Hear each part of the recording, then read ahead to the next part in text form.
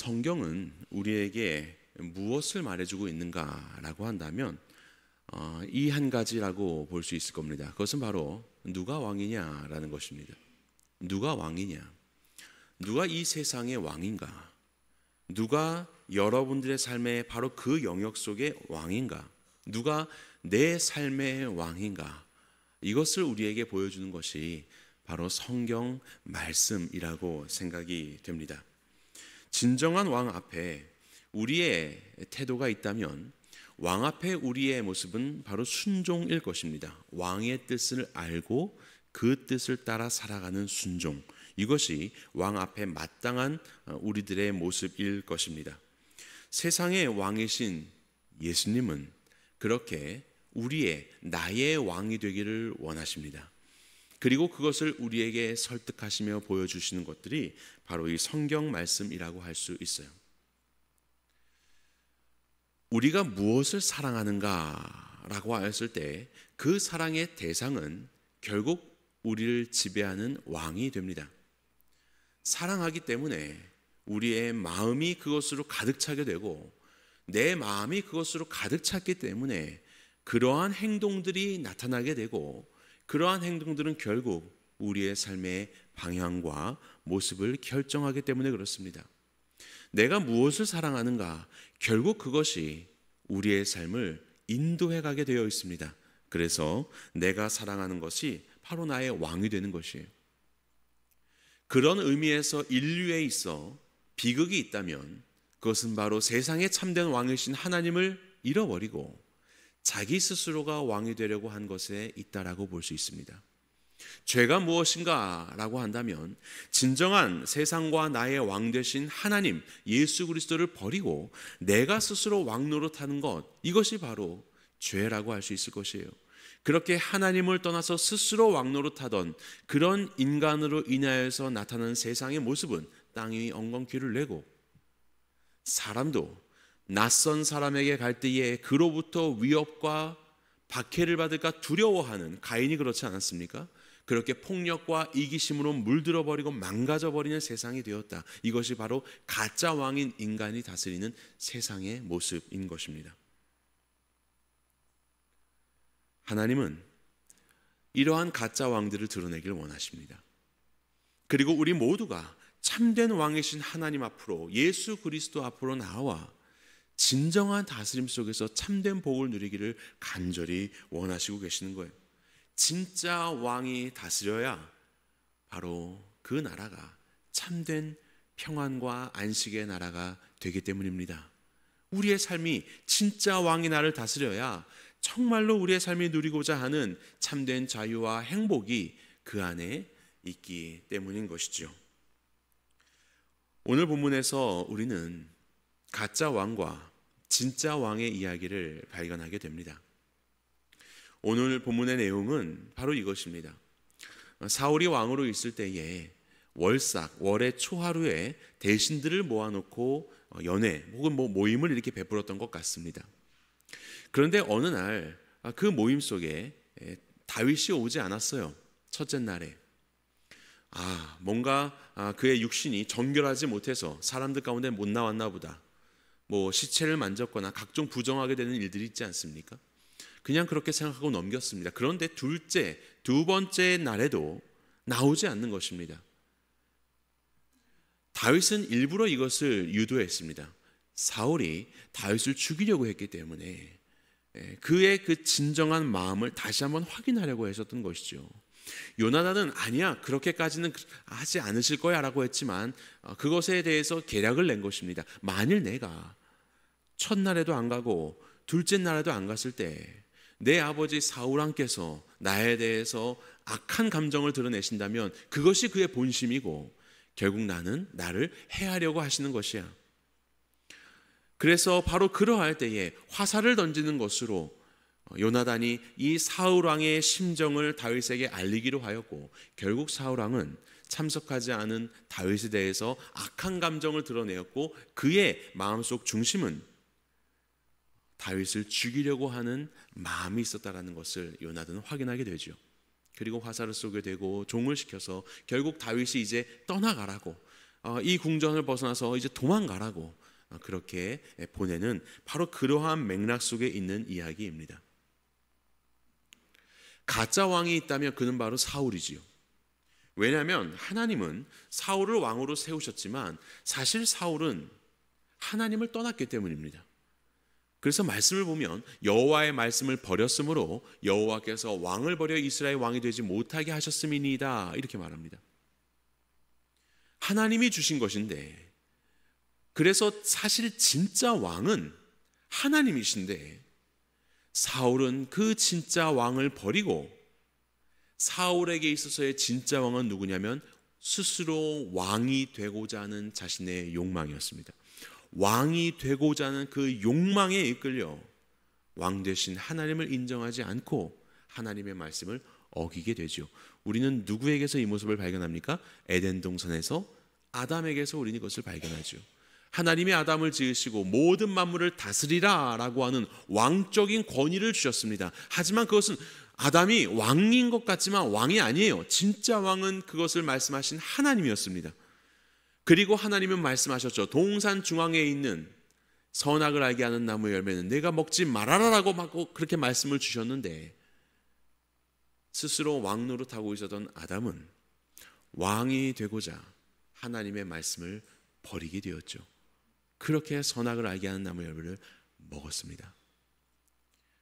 진정한 진짜 왕이었던 하나님을 놓아버리고 스스로 왕이 되고자 그의 말씀을 어기렸던 이 사울의 모습이요. 그는 그렇게 버림받게 되었고 그는 그렇게 가짜 왕이었죠. 하지만 그는 그것을 인정하지 않았습니다. 하나님이 다윗을 왕으로 인정했다는 것을 알고도 계속해서 다윗을 죽임으로 인해서 다윗이 죽으면 자기의 왕위가 유지될 것이라고 생각하면서 그렇게 계략을 꾸몄던 자가 바로 사울이지 않습니까? 하지만 참된 왕은요, 하나님의 말씀, 하나님의 뜻이 있었던 다윗이었다는 것을 우리는 알고 있습니다. 지금은 비록 어려운 상황이고 힘겨운 상황이지만 결국 하나님께서는 다윗을 왕으로 인도하여 내실 것입니다. 왜냐하면 이 모든 것들의 주권자 되시는 왕은 하나님이시기 때문에 그렇습니다. 하나님이 왕이시기 때문에 그렇습니다. 바로 이 다윗을 사울은 질투합니다.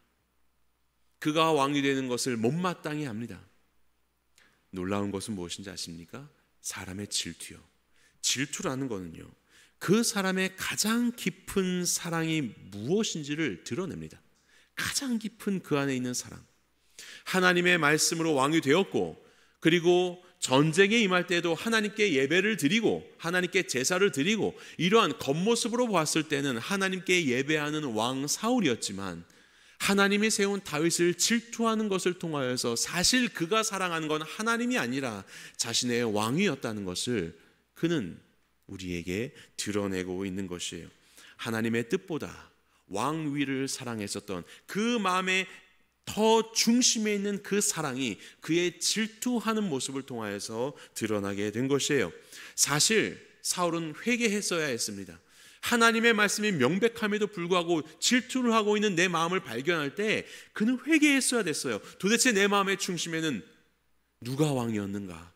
그는 이것을 발견하고 하나님 앞에 엎드렸어야 됐습니다. 그런데 그는 그렇게 하지 않았습니다. 그의 나라는 더욱더 승리하며 부강해져 갔습니다. 암몬, 모압, 소바, 아말렉, 블레셋 전투만 하면 다 승리하였습니다. 정말로 자신이 힘있는 유능한 왕이라고 생각했을 것입니다. 그런데 그의 인생의 마지막에 다시 블레셋과의 전투에서 그 이스라엘 골짜기 그 길보아 산에서의 전투 속에서 그는 아들들을 잃게 되죠. 그리고 패배를 직감하게 됩니다. 내 생각과 다른 이 상황 속에서 한 번도 패하지 못했던 그의 삶 속에서 패배의 그림자가 짙어지는 나의 계획과 달라진 이 순간 속에서 그는 나의 왕됨을 내려놓고 하나님 앞에 엎드렸어야 됐습니다. 아, 하나님, 내 인생의 왕 되신 하나님 앞에 내가 다시 나아갑니다. 그는 엎드렸어야 했습니다. 그런데 그는요, 끝까지 엎드리지 않습니다. 자기의 왕됨의 지위를 끝까지 놓치지 않습니다. 그리고 그는 왕으로서 스스로 목숨을 버리게 되지요.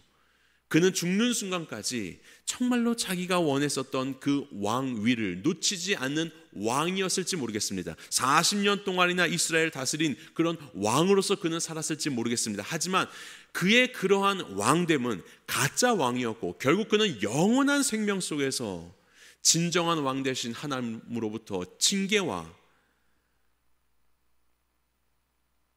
갖은 고통을 당해야 하는 그런 존재로 전락해버리고 만 것이에요.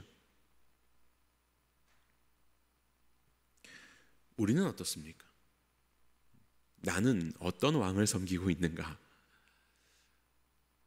워렌 위어스비라는 목사님이 그런 질문을 하신 적이 있습니다. 목회자들이요, 하나님의 나라의 확장을 위해서 당신의 삶을 드렸는가? 그럼요. 영혼들이 구원받고 하나님의 자녀가 되는 것이 정말로 그 천하보다 귀한 일이며 그것을 당신은 기뻐하는가? 그럼요. 그것을 슬퍼하는 목회자가 어디 있겠습니까? 당연히 아멘이지요. 그런데 한 가지 더 질문하십니다. 당신의 교회가 아니라 당신의 옆에 있는 교회가 부흥한다면 당신은 똑같이 기뻐할 수 있겠는가? 이 질문입니다. 하나님의 나라가 확장되고 성도가 구원받는 건 너무 기쁜 일입니다. 더 숫자가 많아지고 흥황하기를 원합니다. 그런데 그게 내가 심호하는 교회가 아니라 우리 옆에 있는 교회. 감흥이 잘 안 오시죠?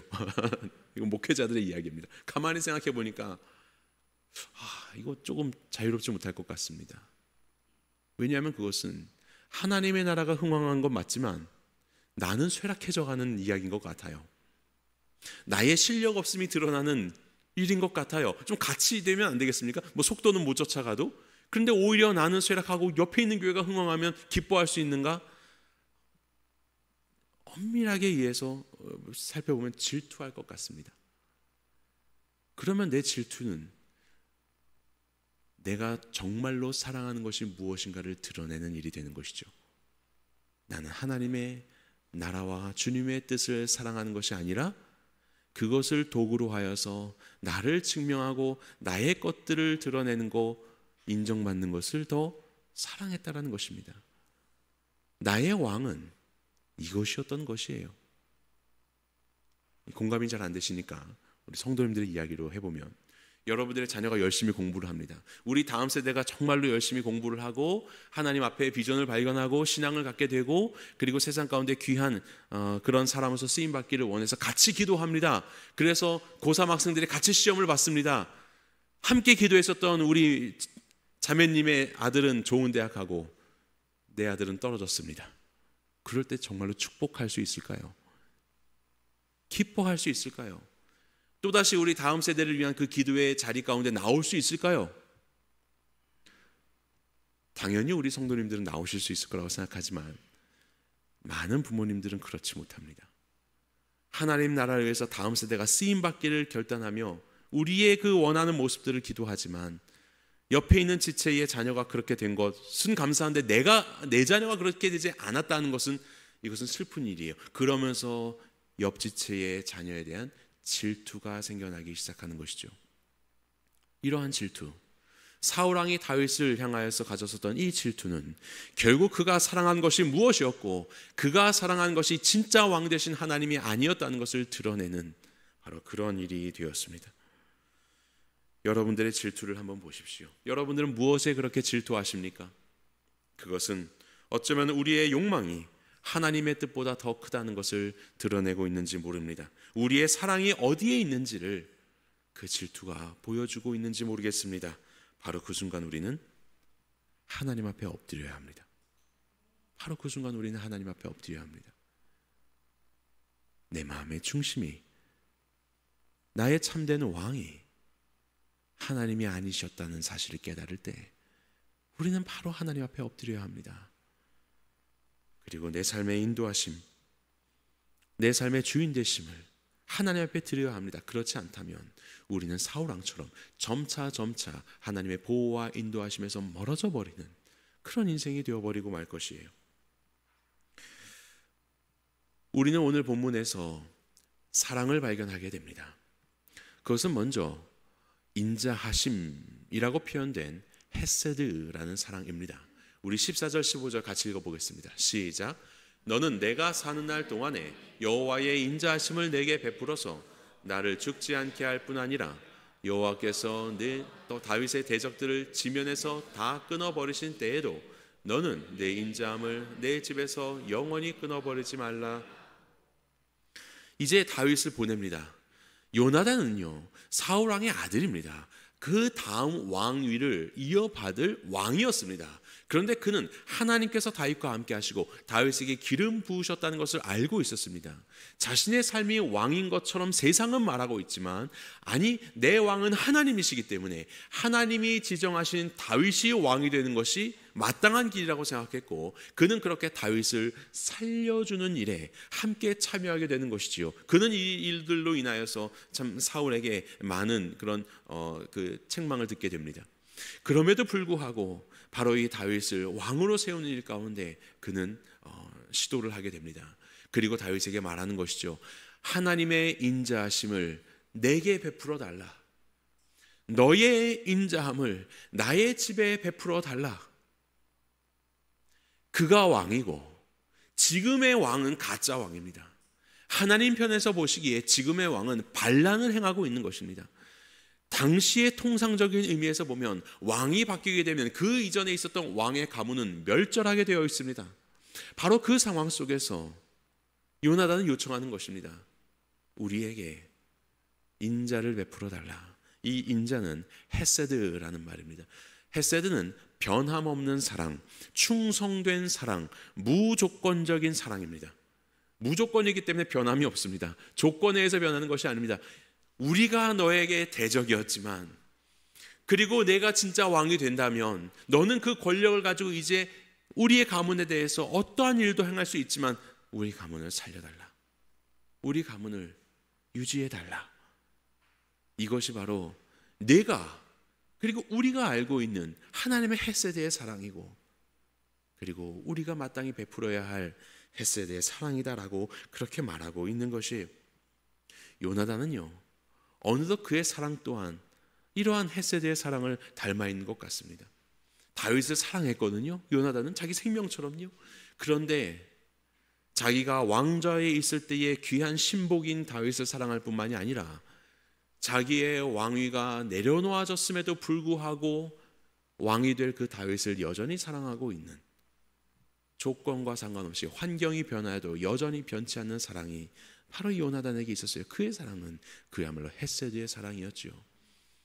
아마도 그는 하나님의 헤세드의 사랑, 그가 고백한 이 사랑을 깨달았을 것입니다. 다윗도 마찬가지죠. 다윗이 무슨 능력이 있어서 이 자리까지 올 수 있었습니까? 하나님께서 그를 택하셨고 형제들에게서조차도 인정받지 못하고 있었던 다윗이었지만 하나님은 그를 일으켜서 골리앗을 이기게 하시고 장군이 되게 하셔서 나가는 전쟁마다 승리하게 하시고, 그리고 이렇게 한 나라의 귀한 장수로서 하나님은 그를 인도하셨고 마침내 기름을 부어 그의 왕의 길을 예비하시지 않으셨습니까? 이 모든 것들은 나의 어떠함 때문이 아니라 하나님의 일방적인 은혜 가운데 찾아오는 헤세드의 사랑이었습니다. 다윗은 바로 이 사랑을 받은 자였어요. 그래서 너도 이 헤세드의 사랑을 우리에게 베풀어 달라. 그래서 우리의 가문을 유지해 달라라고 그렇게 요청하고 있습니다. 어떻게 되었을까요? 이후에 어떻게 되었을까요? 마지막에 길보아산의 전투에서 그렇게 사울은 죽습니다. 요나단도 죽습니다. 하지만 그곳에서 요나단의 아들 하나가 살아남게 되죠. 요나단의 아들 하나가 절뚝발이가 되었으니 이름은 무비보셋이라. 그렇게 할아버지 사울과 아버지와 모든 왕자들이 죽었다라는, 그 전쟁에서 죽었다라는 소문을 듣고 유모였었던 한 여인이 무비보셋, 요나단의 아들을 데리고 도망을 가다가 놓쳐버립니다. 가난하였던 이 아이를 놓쳐버려서 그 다음부터 다리가 불편하게 된 그런 장애인이 되었습니다. 무비보셋이 살게 되었죠. 그러한 무비보셋이 이제 다윗 왕 앞에 나아가게 됩니다. 성경은요, 그를 사울의 손자 요나단의 아들 무비보셋 이렇게 말합니다. 사울의 손자, 이전 왕, 자기를 죽이려고 했었던 그 가문. 하지만 다윗은요, 무비보셋을 맞이해 줍니다. 요나단의 자녀를 찾고 무비보셋이 살아있다는 이야기를 들었을 때 그를 맞이하게 됩니다. 그리고 그를 영원히 왕궁에 함께 살면서 함께 왕의 식탁에서 식사를 나누는 왕자와도 같이 자기의 자녀들과도 같이 그렇게 무비보셋을 맞이하게 되었던 것이, 어떻게 다윗은 이와 같이 무비보셋을 맞이할 수 있었을까? 이것이 바로 헷세드의 사랑입니다. 그의 어떠함과 상관없이 그가 사울의 손자라 할지라도, 그가 남겨져 있기 때문에 이것이 혹 나중에 나타날 반란의 씨앗이라 할지라도, 그는 자신이 한 그 약속 안에서 요나단과의 이 신실한 약속을 지키는 사랑, 헷세드의 사랑을 베풀었던 것이에요. 이것은 바로 하나님이 우리에게 주시는 사랑과도 마찬가지입니다. 우리에게 무엇을 기대할 수 있겠습니까? 아니요. 우리는 절름발이였던 바로 이 무비보셋과도 같은 존재이지 않습니까? 도망갈 수 없는 존재라는 것이에요. 아담이 하나님의 말씀을 어겼습니다. 스스로 왕되었지요. 그리고 어떻게 합니까? 숨었습니다. 그는 그의 두 다리로 숨어 다녔습니다. 하나님은 그를 찾았죠. 아담아 어디 있느냐, 아담아 어디 있느냐. 하지만 아담은 계속해서 도망 다녔습니다. 그것이 그의 두 다리로 그가 할 수 있는 일이었습니다. 하지만 하나님은 결국 그를 추적하여 찾아내셨죠. 하나님은 반드시 우리를 찾아내십니다. 우리는 그러한 존재들입니다. 우리는 무비보셋과도 같이 도망갈 수 있다고 생각하십니까? 아니요. 우리는 하나님 앞에서 도망갈 수 없는 존재입니다. 우리는 하나님 앞에서 발견될 수밖에 없는 존재예요. 죄인으로서 발견될 수밖에 없는 존재가 바로 우리입니다. 그런 우리들을 하나님께서는 사랑해 주셨습니다. 예수 그리스도를 통하여서 누구든지 예수 그리스도를 믿는 자는 너의 모든 잘못과 죄가 사해질 것이야. 너는 나와 함께 원수의 앞에서 상을 베푸시면서 영원한 천국 백성이 되게 하시고 그의 자녀가 되게 하시는 하나님의 놀라우신 은혜를 바로 우리에게 베풀어 주셨던 것이에요. 그래서 로마서는 우리에게 이와 같이 선언하지요. 같이 읽겠습니다. 시작. 내가 확신하노니 사망이나 생명이나 천사들이나 권세자들이나 현재이나 일이나 능력이나 높음이나 깊음이나 다른 어떤 피조물이라도 우리를 우리 주 그리스도 예수 안에 있는 하나님의 사랑에서 끊을 수 없으리라 라고 말씀하셨습니다. 그 어떤 세상에 있는 것들도 하나님의 사랑을 끊을 수 없어요. 왜요? 우리가 어때서? 아니요. 우리는 여전히 부족한 모습으로 있지만 하나님은 우리를 사랑하기로 작정하셨기 때문입니다. 그것이 바로 무조건적인 헷세드의 사랑인 것이에요. 우리의 저는 그 다리를 왕의 수노인 아름다운 식탁보로 덮어주시고 다른 왕의 자녀들과 같이 그 왕의 식탁의 교제를 함께 나누게 하는 바로 그 다윗 왕의 사랑이 우리를 향한 하나님의 사랑이에요. 십자가의 보혈의 피로 우리의 모든 죄를 감춰주시고 하나님의 자녀로 우리를 맞이하셨다고요. 여러분들이 어떤 죄를 저질렀던지 누구든지 예수 그리스도를 고백하며 나오는 바로 그 우리를 주님은 당신의 십자가로 감춰주시고 영원한 사랑 가운데 우리를 안아주신 것입니다. 우리는 바로 이 사랑을 받았어요. 복음이란 바로 이것입니다. 예수님 안에서 하나님이 우리를 더 사랑하게 만들 수도 덜 사랑하게 만들 수도 있는 것은 아무것도 없다. 가끔 보면 좀 복잡한 말이죠. 하지만 가만히 묵상해 보십시오. 예수님 안에서 하나님이 우리를 더 사랑하게 만들 수도 없고 예수님 안에서 하나님이 우리를 덜 사랑하게 만들 수도 없습니다. 여러분들의 어떤 행위나 업적이나 이런 것들이 하나님이 여러분들을 더 사랑하게 만드는 건 아닙니다. 예수님 안에서 하나님은 여러분들을 가장 최고로 사랑하십니다. 당신의 독생자 아들 예수 그리스도를 보내주신 만큼 가장 최고로 사랑하세요. 그 어떤 것도 예수 그리스도 안에서 하나님이 우리를 덜 사랑하게 만들 수 있는 것도 없습니다. 여러분들이 여전히 절름발이처럼 살아가는 연약한 인생이라 할지라도 여전히 여러분들이 만들어낼 수 있는 신앙생활의 결실이 부족하다 할지라도 여러분들을 향한 하나님의 사랑을 어떤 것도 흠집을 낼 수가 없습니다. 왜냐하면 하나님은 여러분들을 있는 모습 그대로 사랑하기를 작정하셨기 때문입니다. 바로 이 헷세드의 사랑을 우리는 받은 것이요. 이것이 우리에게 복음입니다.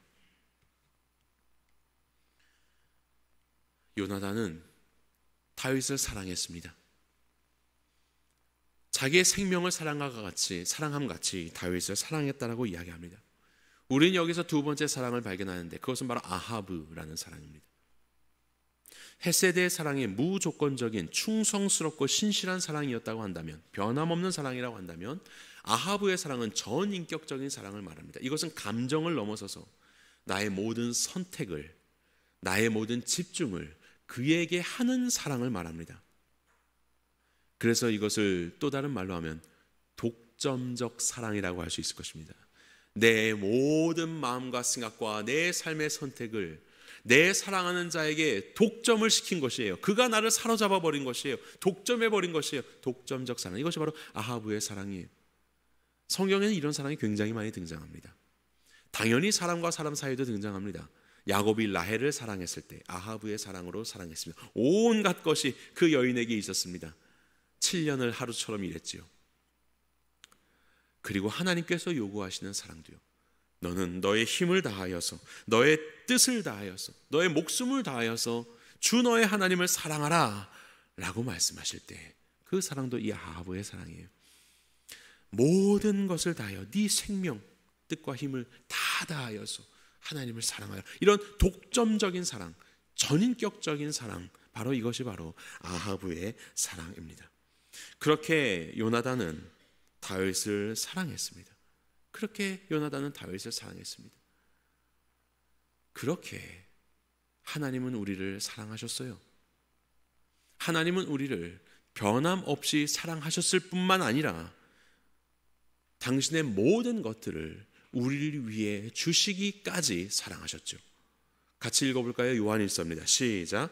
사랑은 여기에 있으니 우리가 하나님을 사랑한 것이 아니요 하나님이 우리를 사랑하사 우리 죄를 속하기 위하여 화목제물로 그 아들을 보내셨습니다.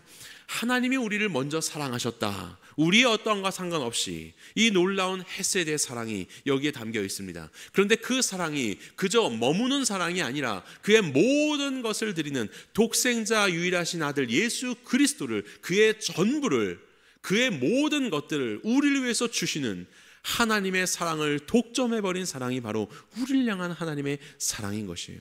바로 이 구절에는 헤세드의 사랑과 아하브의 사랑이 다 담겨 있죠. 이 신약 성경이기 때문에 아가페라는 말로, 아가페의 사랑이란 말로 그 모든 헤세드와 아하브의 의미를 담아내고 있는 것이에요. 하나님은 우리를 그렇게 사랑하셨습니다. 하나님은 여러분들을 너무나도 사랑하셔서 그의 마음속 가장 모든 곳곳까지 다 여러분들에게 차 있기 때문에 그의 아들 예수 그리스도를 보내주셨던 것이에요. 모든 것을 드리는 그 헌신적인 사랑으로 하나님은 우리를 사랑하셨어요. 우리 외에 다른 것을, 어떤 것도 귀하게 여기는 것이 없으셨기 때문에 하나님은 독생자를 우리를 위해서 보내주셨던 것이에요. 이것이 우리가 받은 아하브의 사랑입니다. 그렇다면 이제 우리는 어떻게 살아야 할까요? 그렇다면 이제는 우리는 어떻게 살아야 할까요? 무비보셋의 삶이요? 그는 비참한 삶이었습니다.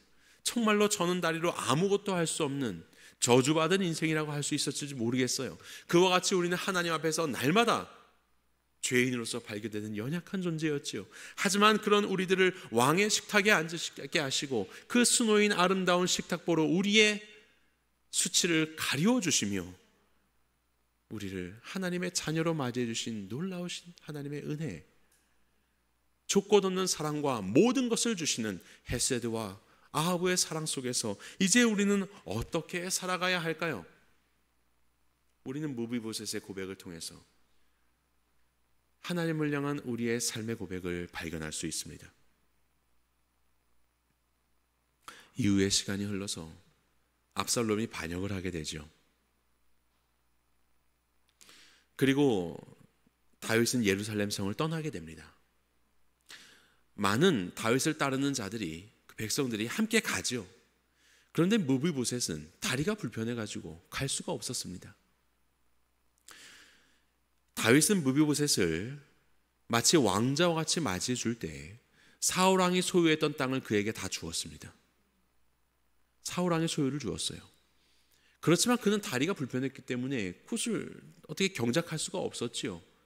그래서 시바라는 사람을 붙여줘서 시바가 그 땅을 경작하게 하였습니다. 그리고 무비보셋은 이제 왕궁에 살면서 그렇게 왕자처럼 살았죠. 그런데 다윗이 왕궁을 떠나게 된 것이에요. 그는 따라갈 수가 없었습니다. 그럴 때 그 시바가요, 이 무비보셋을 모함하기 시작합니다. 아마도 자기가 다스리고 있었던 땅이 탐났겠지요. 진짜 주인은 따로 있는데 자기가 하다 보니까 자기가 주인인 줄 알고 자기가 왕인 줄 알고 그러고 있었겠지요. 왕이시오 무비보셋이 왕을 반역했습니다. 그는 왕의 편이 아닙니다. 그래서 따라가지 않았다고 그렇게 모함하였습니다.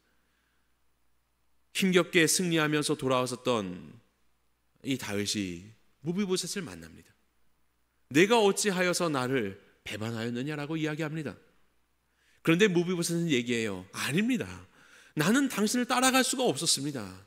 대신 당신이 이 도시를, 이 성을 떠나 있을 때에 나는 내 이 절이고 있는 발을 아름답게 꾸미고 그리고 잘 먹고 마시고 하지 못했습니다. 나는 아무것도 꾸미지 못하고 아무것도 음식을 가까이 하지 않고 슬퍼하면서 당신을 기다렸습니다 라고 그렇게 이야기해요. 당신은 오해하셨습니다. 나는 당신을 사랑함으로 기다렸습니다. 그럴 때 다윗이 말합니다. 그래? 근데 뭐 진실 여부는 알 수가 없지요. 그래서 어떻게 판결하냐면 그럼 네 땅을 다 빼앗지는 않겠지만 너 절반 그리고 시바 절반 이렇게 나눠주도록 하여라 이렇게 이야기합니다. 여러분들은 어떠실겠어요? 아니 이게 무슨 말입니까? 나는 모함받은 건데요. 무슨 저 시바를 욕해야지요. 어떻게 그에게 반절을 줍니까? 라고 말할 수 있겠지요. 나의 정당함을 더 주장하고 싶겠지요. 그런데 무비보셋은 이와 같이 대답합니다. 같이 읽어볼까요? 시작. 무비보셋이 왕께 아뢰되 내 주 왕께서 평안히 왕궁에 돌아오시게 되었으니 그로 그 전부를 차지하게 하옵소서 하니라.